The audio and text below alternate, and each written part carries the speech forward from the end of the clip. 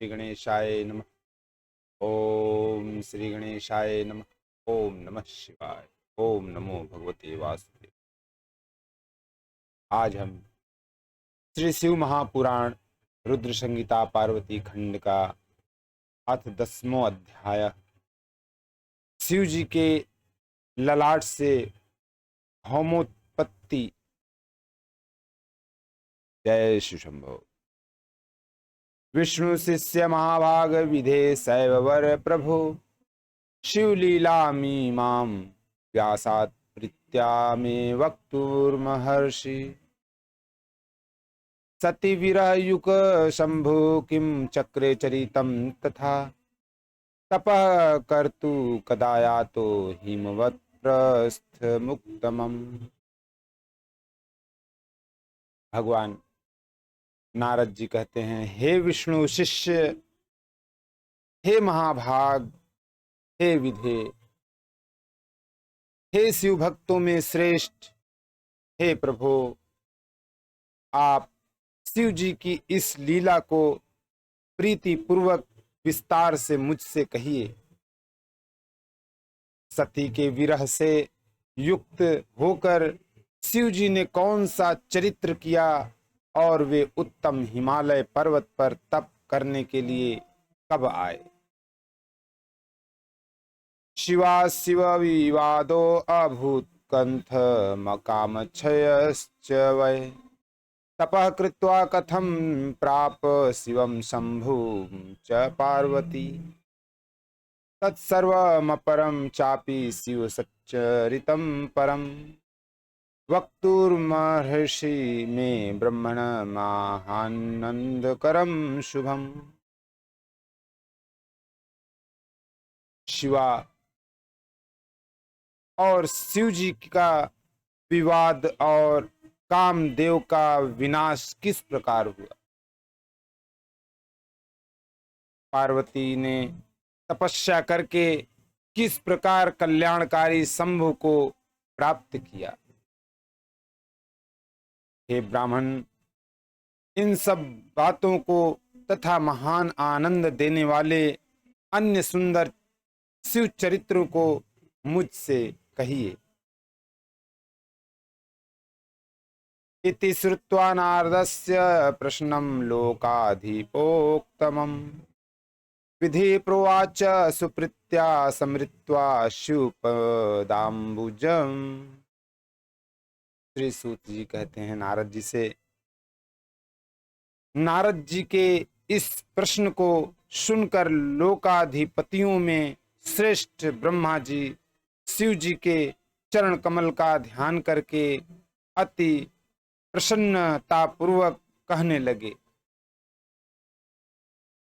देवर्षे शैववर्याद तदतश शृणु चादरात्व पावनम मंगलकरम भक्तिवर्धन मुक्तमम् आगत्य स्वगिरी शंभु प्रिया विरह कारत सस्मार प्रवर्त्याम देवी सतीम प्राणाधिकाम हृदा। भगवान ब्रह्मा जी कहते हैं, हे देवर्षे, हे शैववर्य, मंगल करने वाले, उत्तम भक्ति को बढ़ाने वाले पावन शिव चरित्र को आदर पूर्वक सुनिए।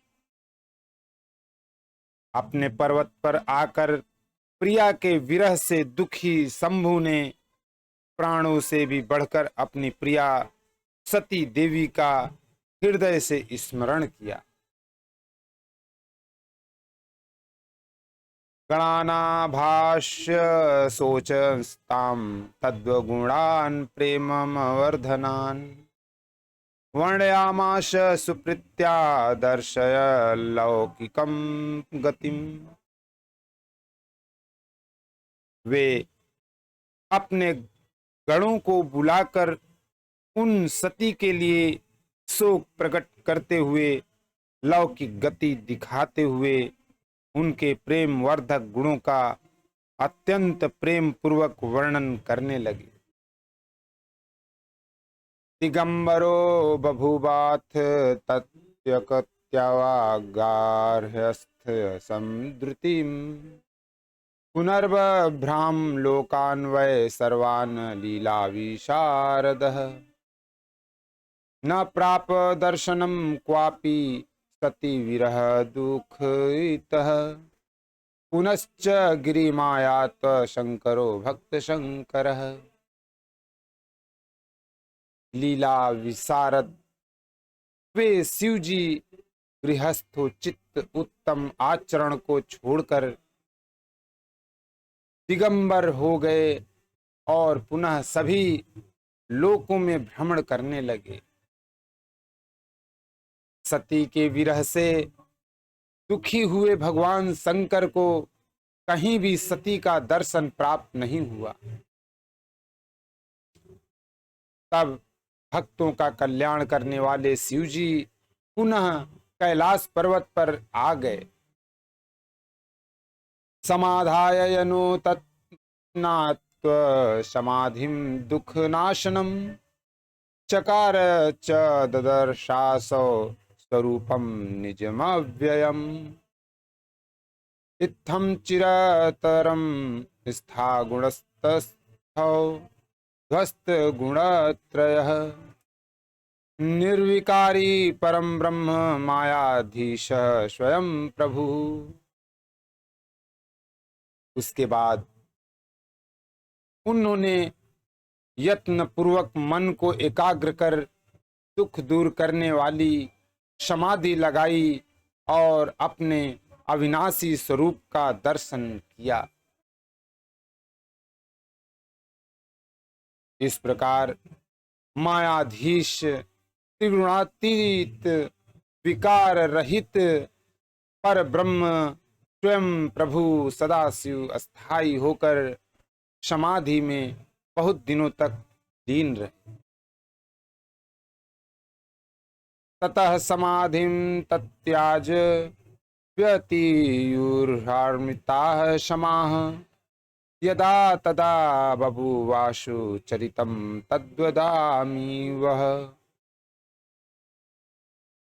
प्रभोर्ललाट देहा शान्तु यत् पृष्ठ क्षुमम संभवम् पपात धरणौ तत्र स बभूव शिशुर्दुतम चतुर्भुजो अरुणाकारो रमणीयाकृतिर्मुने अलौकिक दुतिः श्रीमास्ते तेजस्वी परदुष्वः। जब समाधि लगाए हुए उनको बहुत वर्ष बीत गए तब उन्होंने अपनी समाधि का त्याग किया। उस समय जो चरित्र हुआ उसे मैं आपसे शीघ्र कह रहा हूं। प्रभु के ललाट स्थल से जो पसीने की बूंदें पृथ्वी पर गिरी उनसे शीघ्र ही एक बालक उत्पन्न हुआ। हे मुने, वह 4 भुजाओं से युक्त अरुण वर्णमाला अत्यंत मनोहर रूप वाला अलौकिक तेज से संपन्न श्रीमान तेजस्वी तथा शत्रुओं के लिए दुस्सह था।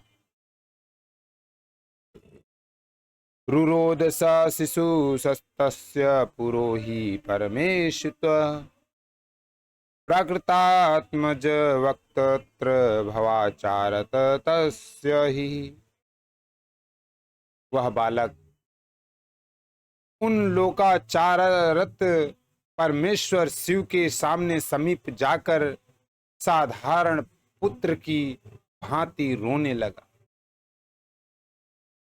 तदा विचार्य शुधिया धृत्वा सुस्त्रीतनुं क्षितिः आविर्बभूव तत्रैव भयमानीय शंकरात्व तं बालं द्रुतमुत्थाप्य क्रोडायां निदधे वरम् स्तन्यं सापायय प्रीत्या दुग्धं चोपरि संभवम् चुबुं तं मुखं स्नेहात् स्वित्मत्वा क्रीडयदात्मजम् सत्यभावात् वयम माता परमेश हितावहम। उसी समय भगवान शंकर से भयभीत हुई पृथ्वी बुद्धि से विचार कर अत्यंत सुंदर स्त्री का शरीर धारण करके प्रकट हो गईं। उसने शीघ्रता से उस सुंदर बालक को अपनी गोद में उठाकर रख लिया और प्रेम से उसे अपना दूध पिलाने लगी। इस प्रकार वह परमेश्वर के हित साधन के लिए सत्य भाव से बालक की माता बनी और प्रेम पूर्वक हंसते हुए बालक का मुख चूमने लगी। तद्दृष्ट्वा चरितं शंभु कौतुकी सुतिकृत्य कृति अंतर्यामी विहस्याथोवाच ज्ञात्वा रसाम हरः। तब कौतुकी सृष्टिकर्ता तथा अंतर्यामी शंभु इस चरित्र को देखकर उसे पृथ्वी जानकर हंस करके उससे बोले,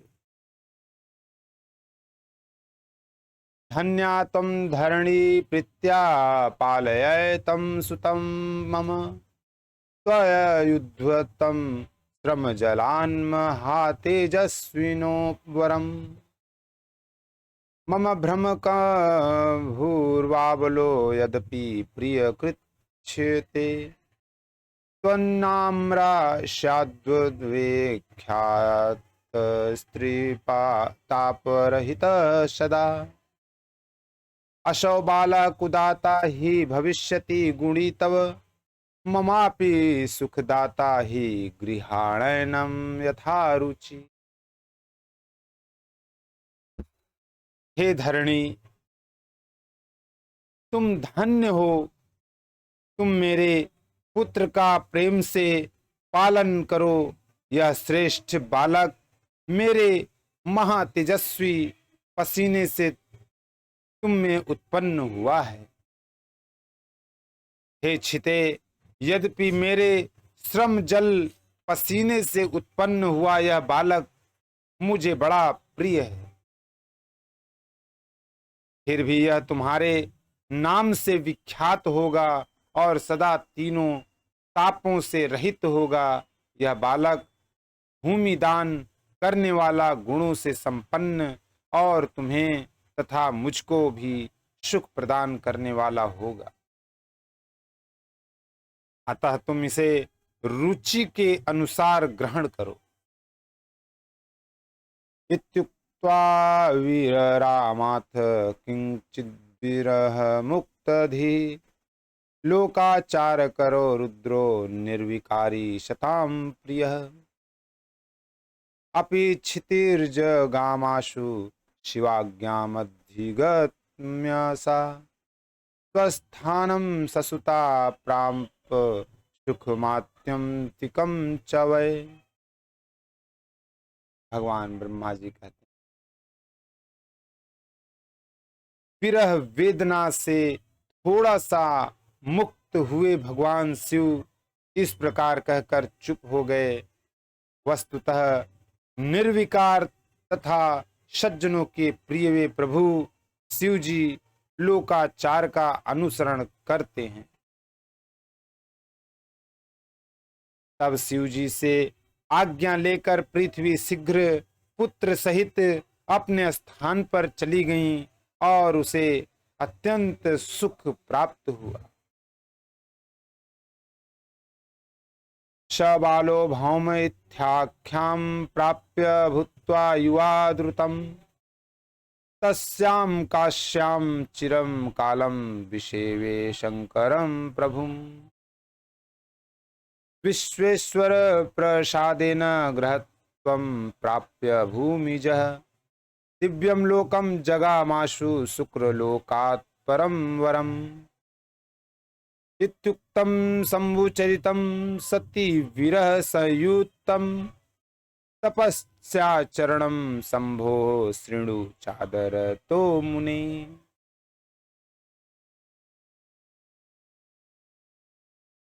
वह बालक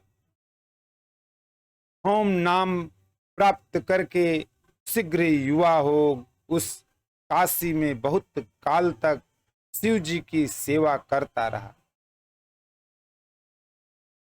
इस प्रकार वह भूमिपुत्र विश्वेश्वर की कृपा से ग्रह पद प्राप्त कर शुक्र लोक से भी आगे दिव्य लोक में चला गया। हे मुने, मैंने सती के विरह युक्त शिव चरित्र को कहा, अब आप शिव जी की तपस्या के आचरण को आदर के साथ सुनिए।